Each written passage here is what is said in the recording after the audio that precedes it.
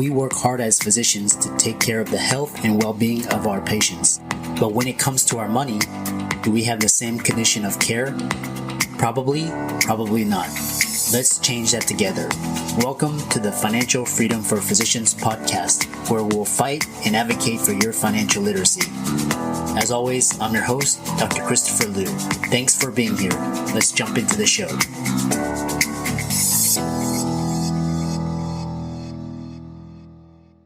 This week's episode is sponsored by CityVest. CityVest has quickly become the most popular and best way for doctors to invest in top-performing real estate private equity funds that are usually reserved for institutional investors. This unique access to investing in these institutional funds is available for the first time ever through CityVest's easy and secure online investment platform. CityVest does the hard work of conducting due diligence and vetting the investments. They even get a third-party due diligence report that is posted on their website. As a result of aggregating a several million-dollar investment amount into their access funds, CityVest gains access to investing in the institutional investment and is able to negotiate better investment terms such as a 12% preferred return. You can check them out at cityvest.com or go to the link in the show notes below. So welcome everybody to this week's podcast episode for the Financial Freedom for Physicians podcast. And I'm your host, Dr. Christopher Liu. And as you know, we talk about 4 different types of freedom: time, financial, location, emotional freedom. And what started out as physician guests and listeners has now expanded into business owners, investors, entrepreneurs, coaches. So hopefully the two can benefit from each other. So today we have a special guest, Mia Moran, and she has a really interesting bio. She's talking about inspiring women as a mentor to help them balance work, family, and their wellness. So she's going to talk about time freedom, emotional freedom. So Mia, welcome. Thank you so much for having me. I'm excited to be here today. Yeah. I know we connected through Podmatch and we talked backstage, and I know, the 4 pillars are finances, location, time, emotional freedom. So tell us more about yourself and how you got started. Okay. So the one thing that I have not experienced that I'm assuming some of your audience has, especially in the physician space, is I have definitely always been an entrepreneur. So that definitely, I understand that is builds in some location freedom that I know not everybody feels, but we can talk to that a little bit too. So I definitely have that I don't know that it's an advantage, but I have that experience.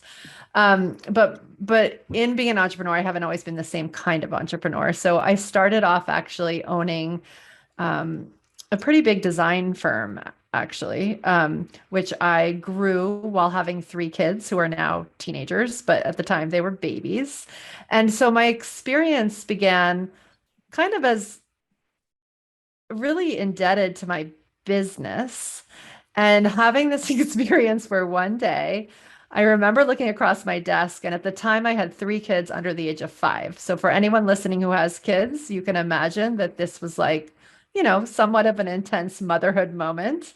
And for sure, it was so much easier to be at work than to be at home. I fully had a nanny who was there. I felt very supported in that way. But I remember this day looking at this stack of coffee cups. Your physicians are also going to laugh at this. That was stacked up on my desk from when I had gotten to work that day. So whatever, maybe I got there at 8:30 and it was only 3, and there was 7 of them. And I was like, first of all, how have I gone to Starbucks this many times in one day? And second of all, I was always told that caffeine was supposed to give you energy, and I'm freaking exhausted. So what is going on? And so that just caused this whole, maybe a breakdown. I don't know, but it just caused this whole moment where I was like, oh shoot, I have checked off all my boxes. I married the guy I wanted to marry. We bought a home. We had 3 kids. I built this company. I had all the things. And what I hadn't really seen until I was looking at these coffee cups was that I was miserable. I was not happy. All the things hadn't bought me happiness at all. And I was exhausted. So the miserable part felt like I didn't deserve it. So I sort of put that aside for a minute and I went with the exhausted piece. And the most tangible piece of the exhausted piece was that over the course of being pregnant, nursing, all the things that one does when they have little babies, is that I had gained 65 pounds. Just Hmm. I think from the stress and like hormones and all the things. And so I decided that I was going to that needed to be what I focused on, was really my body. And so it was just sort of one thing led to another. And I would say it led to body freedom, which isn't one of your pillars, but it was definitely something I had not experienced before, where I really got healthy. And that shifted my happiness, it shifted my energy. Um, it just shifted what I perceived was possible, because before that moment, literally, I did not know how to cook. Like, I think an egg would have been a challenge. If you told me to go buy kale at the grocery store, I might have cried. Like, I just, that wasn't my thing. And so I really had to learn and commit quickly as somebody who didn't think I had any extra time. So I did that, and I ended up writing a book on health and food and family and how to get healthy. And I'm telling you all this because, one, I think that health was a really important, and why wellness is one of our pillars now. It was a really important piece. But I went out and wrote this book and went on this book tour and met like thousands of women. And I started for some bizarre reason in California, and I live on the East Coast. And I brought my kids with me. I homeschooled them for a year on this book tour. And I just kept like realizing that people in the room knew way more about food than I did. Like, I thought I was going to educate people about green smoothies, and people in California have been having green smoothies like long before I ever knew what one was. And so I was like, what is the problem? Like, what is going on here? And it really ended up that it was time. It was time. Like, no one thought they had the time to make change, and everybody was really craving change. And mostly that was in the form of connection with their kids, healthier lifestyle, um, easier ways to make money, all the different things. But for like everyone I kept talking to, it was like, I just don't have enough time. Like, I certainly don't have enough breathing room to change. So that's sort of how I got to where I am today. Where I talk a lot about productivity and how that might look different for today and for women. That's quite an interesting introduction, because you had so much things you talked about, burnout and stress, and being a women in today's world. We'll start going down the rabbit hole. So one thing is, we hope you don't mind this brief interruption from one of our affiliates. Today's affiliate is studentloanadvice.com. StudentLoanAdvice.com is a company powered by the White Coat Investor that specializes in helping professional students such as doctors, dentists, and other healthcare professionals navigate the complex and oftentimes confusing student loan landscape. They offer a consultation as well as services to help you save money when consolidating and paying back your student loans through their different options. You can go to their website, studentloanadvice.com/FFFP. That's again, studentloanadvice.com/FFFP to find out more, get signed up on their email list, or schedule a call with Andrew Paulson. Now back to our show.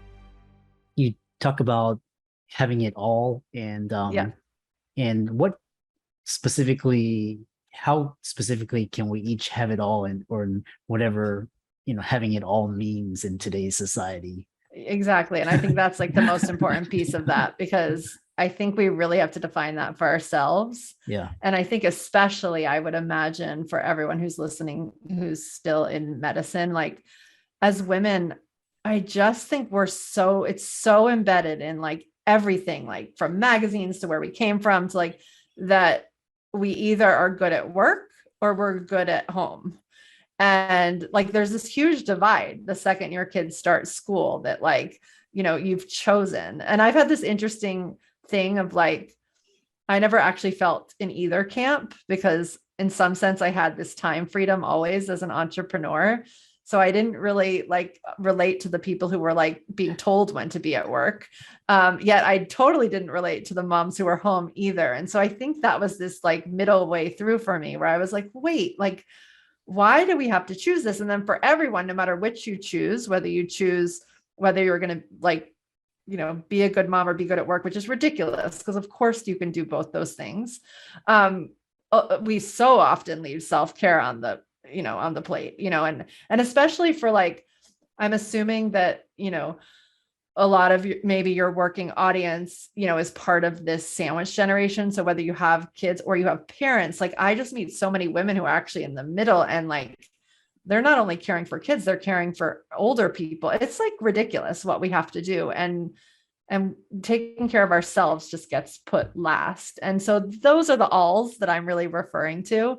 Uh-huh. And so I think we just really have to redefine what all that means and what's really important to us. And once you know what's important to you, I really believe time bends. And I know that sounds weird, and it's not like it really bends, but it's like, I never would have imagined that I had time to like change over my food 12 years ago. I never would have imagined that I could go on a book tour for a year. Like, it's just like, you just figure, like the second something feels like it's just for you, everything changes. And when we're really listening to how somebody else thinks it's supposed to be, I think it's much harder to figure out, because then you really are playing Jenga, because it's like, I'm supposed to have this and I'm supposed to have this and I'm supposed to have this. And how does it all go together? And it feels overwhelming just even thinking about it. Yeah. Yeah, I think it's so hard, today's hustle culture, and this in a lot of the narratives we grew up around is all based on a male dominated narrative, and media. You're supposed to have this type of drive this type of car, live in this neighborhood. Yeah. All of that, not but what's interesting is you talk about it's sort of like a balance. And how it sounds like you balance yourself well. And so what does balance mean to you, and have you always been good at feeling balanced? Well, not before the coffee cups, but since the coffee cups, I've gotten pretty good at it. And I think that what's really important around balance is just really understanding the season you're in. That's a really important part. So of course there's parts of our careers that are like, they're a little bit more hands-on, at which point we go like out, you can, I don't know if everyone's watching video right now, but my hands are going up. It's like, then you just need the bird's eye view of like, okay, this is like a work time. Like, how am I balancing that out with downtime? What does that look like? And so if you're always thinking about balance, then you're planning. And the other thing about balance is, I don't even know how this happened, but when we're talking work-life balance, we're thinking timeline, a lot of us, like that's the first thing that comes into our head. And the second you're thinking timeline, it's very linear. And so it's like, you want equal chunks, but balance is actually a weight, like it's actually volume. And so if you think of like a huge plastic ball, which is hollow, which is what I'm going to call work for right now. And then you think of this like little gold nugget, like they can balance each other out. So if you just make a plan where you're like, eating well, maybe that's the gold nugget, or you're going to yoga during your lunch break or whatever, like it's very easy to balance out things that feel out of balance. And it doesn't necessarily have to be equal time. And I think that was the biggest aha for me. And I find that when I'm focused on balance, which I've had to do, unfortunately, in like sometimes not great circumstances.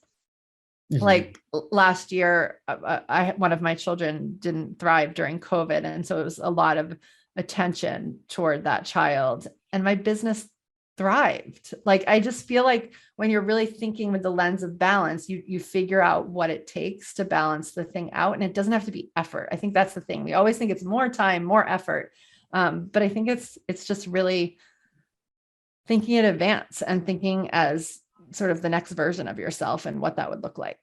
Does that answer that question? Oh yeah. I like that analogy of thinking in terms of time and chunks, and really just focusing on that, and like turning off your email notification, or your cell and all of that.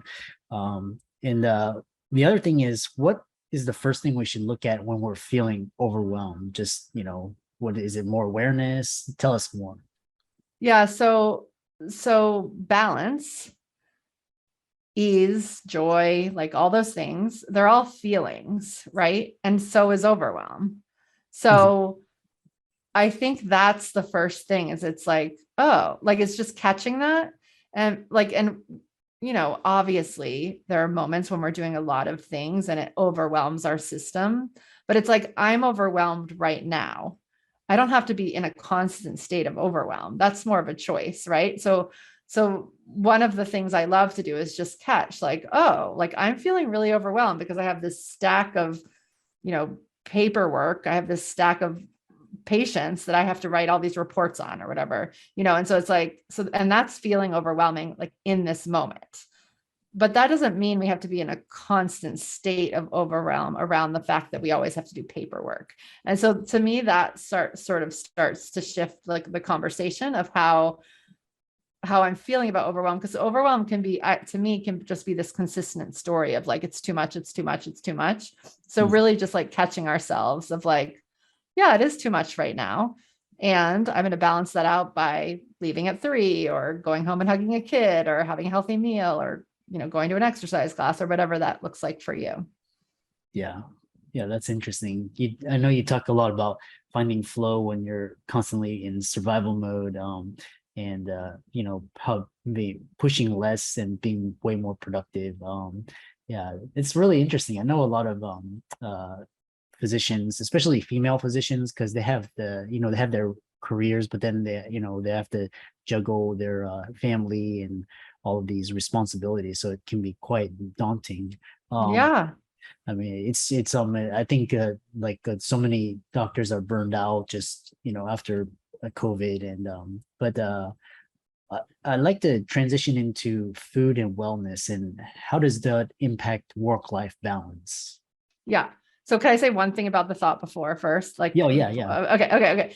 So we're gonna get to food, I promise, Mhm. and how that affects it all. But one thing I was just thinking as you were saying the thing about, just burnout from the pandemic and going home, like that's a really good example of like the weight of things and just some of the things we've been conditioned to do. So I think anyone who has, I would say especially sort of doctors, um, we work such long hours. And so then when you get home, well, first of all, you probably need some time to unwind. But second of all, there's like that immediate thing that like you have to spend all the time with kids or like or connecting with a spouse or whoever's in your life.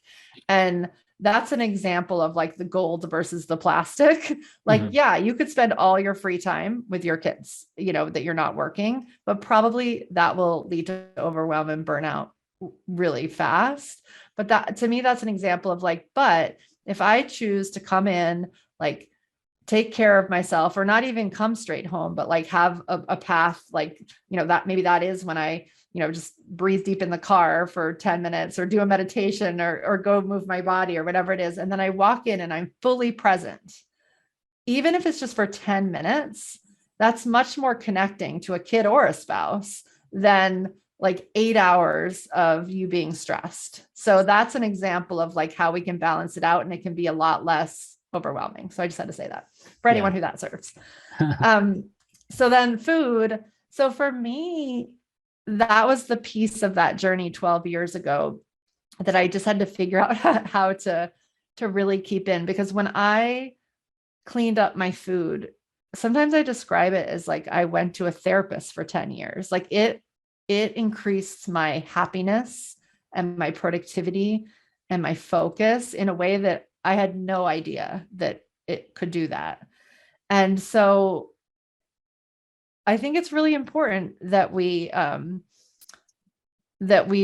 prioritize that and we don't let that slide, because it really can be the foundation to how we show up at work, like how we feel in our bodies, which then affects how we show up to the people we love, which then affects like how much energy we have to do other things. So I just feel like it affects so many things. And I'm kind of laughing to myself thinking that I'm talking to doctors because because I want y'all to share this too. Yeah. It was the thing that I'm like, how do we not know this? Like how is this not like common knowledge? But it's not like what we put in our bodies is not common knowledge. And I'll say that what I did 12 years ago was kind of extreme, actually. I decided to go raw vegan for a year. And it did shift what I did. But the two things that I found really affected me a lot were the gluten and the dairy. So I've managed to keep those out all this time. Mm-hmm. And I just feel good, right? Like, of course, my body does all sorts of strange things because I'm a woman with hormones, but that just keeps this like baseline of like my energy is even, and I feel good. So I just feel like when we start to think about how our health can really support us in our work and how we show up in our family and how we show up in our life, we can really change. Uh-huh. It's freedom. It like literally creates freedom. Yeah. Yeah. I've been reading a really interesting book about food and just diet, and it comes down to just macronutrients, the micronutrients, and how it affects your brain chemistry, your body. And you don't like you don't really see it, but then you like notice and feel it. So it's quite fascinating, what you put into your body, not only just information or your who you Yeah. associate with, but then your food. That's very interesting.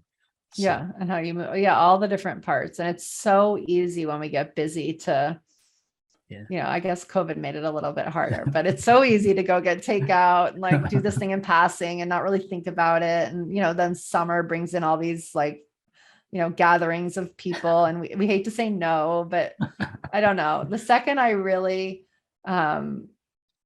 planned for that and followed through on my plan, like a lot of times what I say about planning, and this helps in any of those 4 pillars, a lot of times what I say about planning is it's just your past self giving your future self the gift of really being in the present.